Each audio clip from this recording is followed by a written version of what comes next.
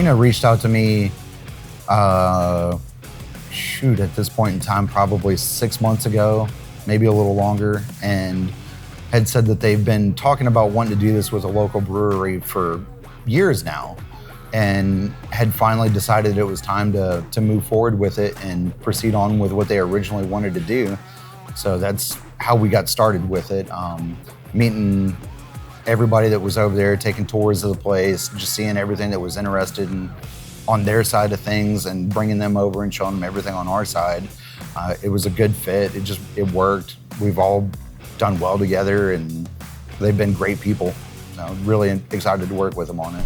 My name is Mark Yoshida, co-founder and COO of Memphis Record Pressing.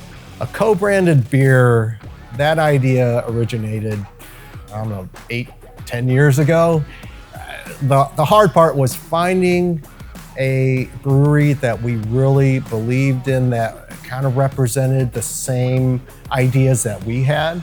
Also, of course, we want to like the beer, but that's why we actually found Meddlesome Brewery. When we first started talking with Ben at Meddlesome, his story as far as how he started the brewery really mimicked the way that Brandon Sievers, my business partner, and I started our company.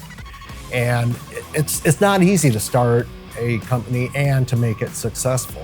You have to start small, and you just have to have the right ideas and be smart about how you're growing. And Meddlesome Brewery had the exact same, ideas of where we came from. So that it just felt like it was a perfect match. We love doing collaborations, whether it's with other breweries or other businesses in town, and to tie everything to a charity makes it that much better. We've, from day one, have loved donating to charities, working with them, and having us as being a small local company, Memphis Record Pressing being a larger local company, it is the world to me that they were even interested in working with us.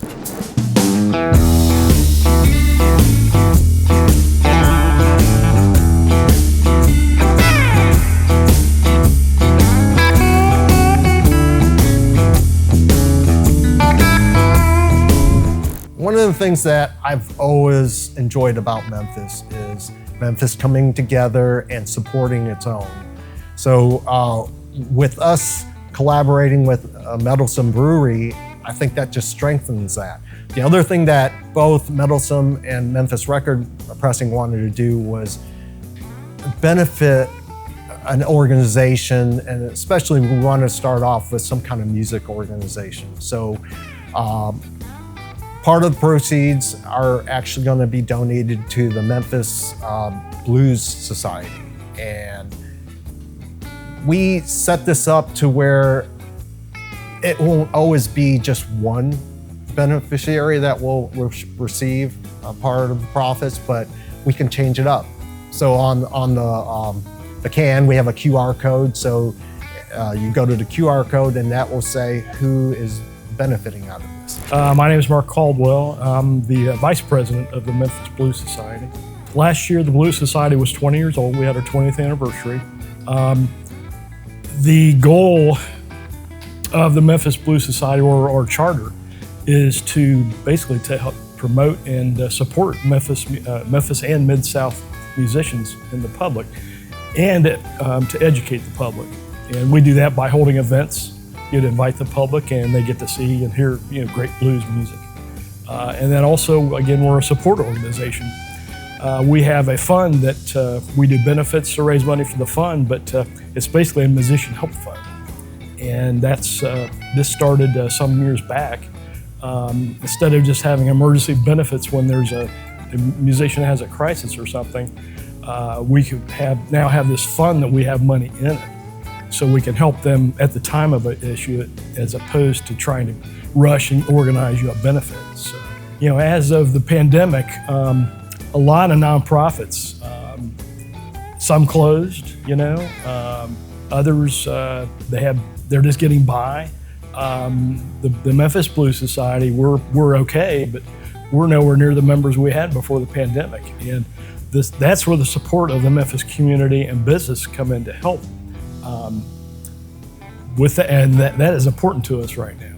And without that, we would be functional, but it would be troublesome to continue. You know, that support is real critical for the Memphis Blues Society.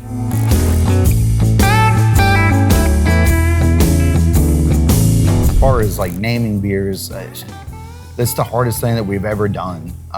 Sometimes they're easy and they just come to you, and other times it's like, I don't know.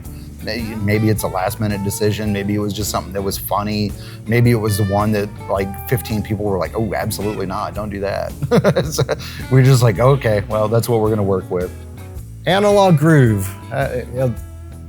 Names are always one of those things that it's hard to come up with something. You have 10 people in a room and say, what are some ideas that you have? You're gonna have 10 different ideas. And I'm sure that when you say Analog Groove, you ask 10 people that were in the room, say, is that your favorite? Maybe you might not get the same answer. But one of the things that Memphis Record Pressing has always done is, in our collaboration, we try to incorporate the word groove in it. Obviously, the groove in a record. So we did have a stipulation there that we wanted to add that, and we came up with all kinds of ideas. Ben and the brewer that came up with Analog Groove, they were the two main ones that were just trying to decide on a name. And Analog Groove was one of them that was in the running, and everybody kind of jumped aboard, said, sounds pretty good. Analog Groove Amber Ale.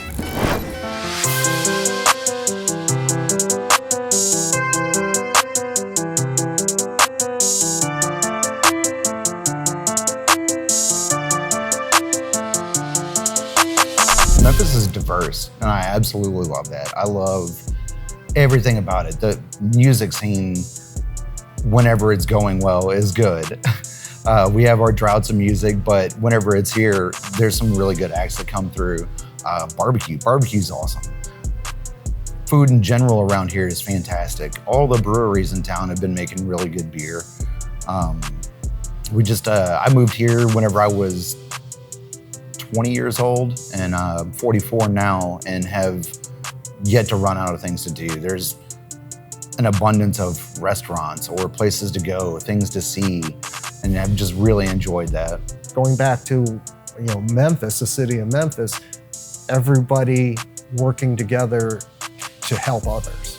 And I think that is, you see that in other cities, but you definitely see that here in Memphis.